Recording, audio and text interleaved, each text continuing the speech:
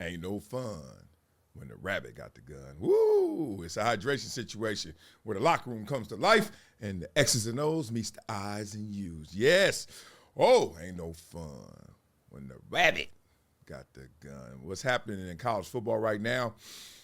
Boy, it is upside down in terms of the relationship with the media and its players. And I was waiting for somebody to spit this out, but somebody spit it way better than I even thought about it and how they could articulate it. They went to the next level. Yes, it is Deion Sanders who is going to break down to you guys the state of college football and now how the rabbit got the gun.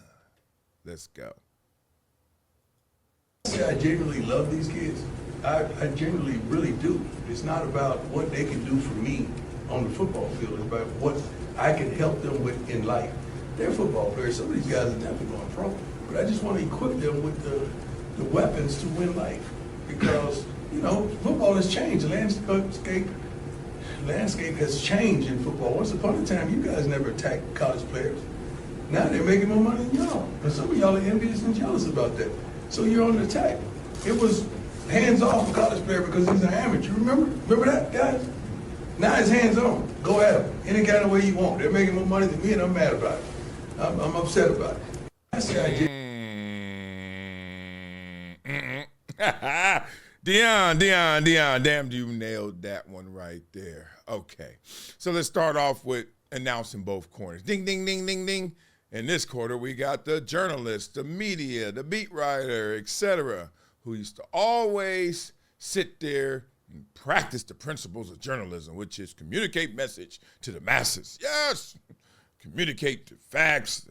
And then now let's lace it with a little bit of opinion. Of course, I'm a person with bias. It will always be injected in there. And then this world has changed. Attention is currency. The star is not just on the field. It's the one who is portraying the message, the one articulating the message. The one conveying the message can now be the star. Ooh, wait a minute. Now I don't have to write down exactly what I see or what I feel, but what I want to hear, what I want them to read, because I'm going to be the star too, right? We all saw it. It happened. They start boiling the frog, right? A degree here, degree there, degree there. Next thing you know, the frog forgets to jump and dies because that water got too hot. That's what happened in journalism in a nutshell, right? There's still great journalists out there, but very few. And more importantly, the way that they cover the same game is very different. Ding, ding, ding, ding, ding. In this corner, we have the former amateur champion who is now an NIL baby. Ooh, these NIL babies in this corner, they are loud, brass, they're just in your face. This new generation of athlete has power, has control, has their destiny in their own hands. Whether they go pro or not, who cares? Matter of fact, some want to be in college longer because they make more money. They have more power. Already given a free education in an institute, free room and board. What is this, penitentiary? Already given free room and board. This amateur champion has now graduated to the big dog professional leagues, even as a collegiate athlete. Ladies and gentlemen, introducing Shedeur Arch Manning Sanders, etc. All of those guys.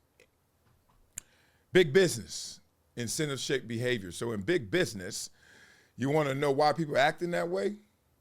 It's because somebody getting paid to act that way. Want to know why the culture is that way? It's because they're getting rewarded to act that way. Everything comes back to that. The incentives are not always monetary. Sometimes it is power, right? Sometimes it is just sway. Sometimes it's just leverage. Like money is not the end all, but it usually is where everyone is headed.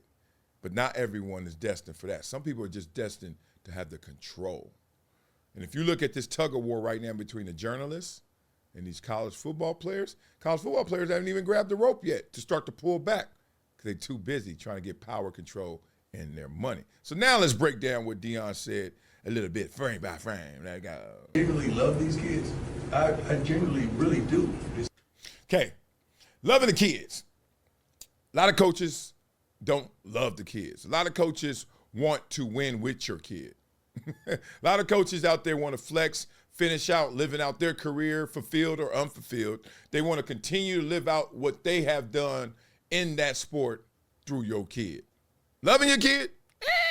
Using your kid as a vehicle to show that love that they have for their sport, or frustration, or bitterness, or unfulfilled dreams. Oh, it's coming through your kid. But loving your kid, be careful. It's not about what they can do for me on the football field. It's about what I can help them with in life. Proper legacy right here. This is how you leave legacy. Forget your name on the building. Do that too if you want to. Go ahead, spend that money. They're going to change it in 30 years. But do you?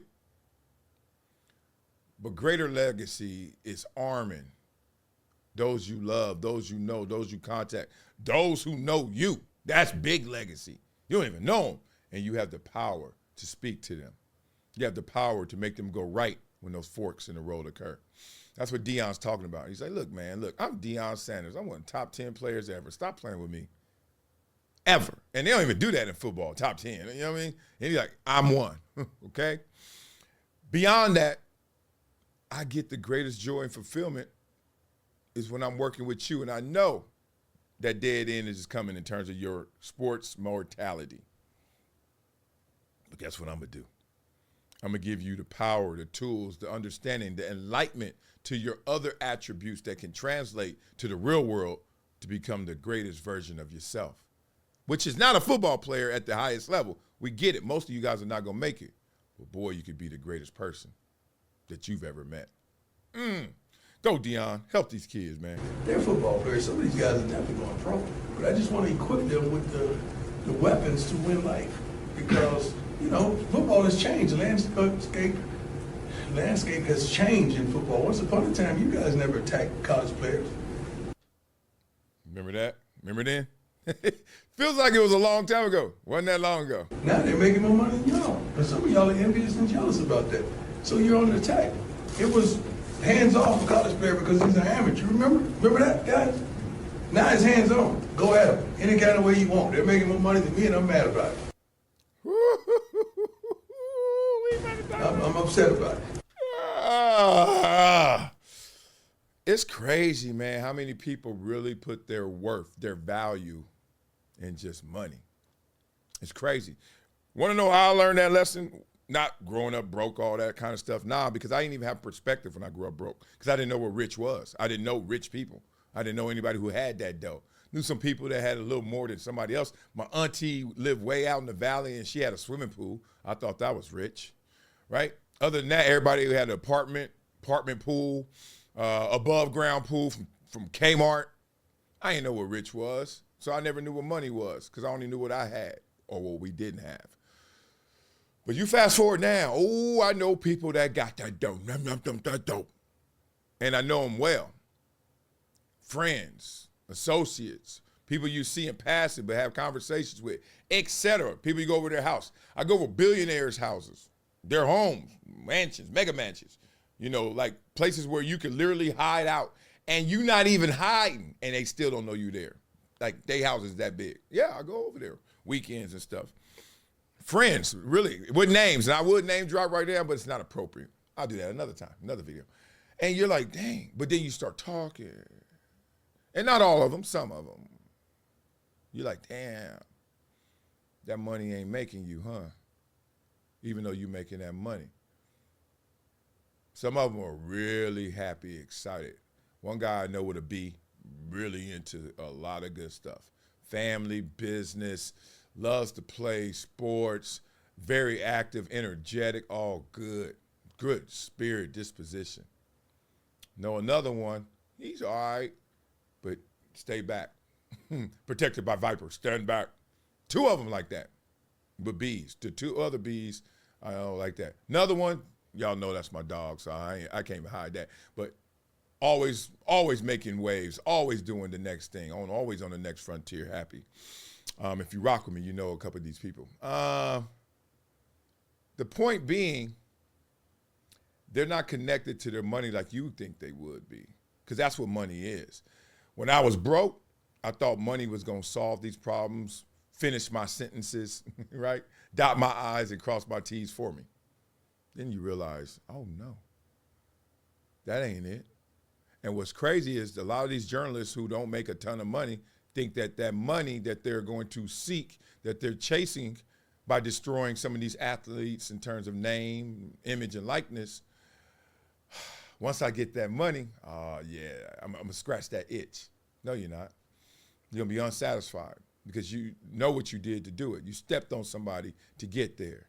You know you wrote that article in slant. You know you were extra negative, spicy in that article for no reason. And that's how the game goes. The one thing that everybody should understand is whatever you thinking is going to happen on the other side, like if I get that, and this is what really undermines a lot of people, if I get that, then I'm going to be. You're still going to be you. That ain't going to fix you. That ain't going to change you. That's just going to expose you. I love Deion for this, man. I love Deion. I mean, 99.9% of the things I think Deion's doing, he's earned, deserves, and is doing it with a good spirit, good intentions.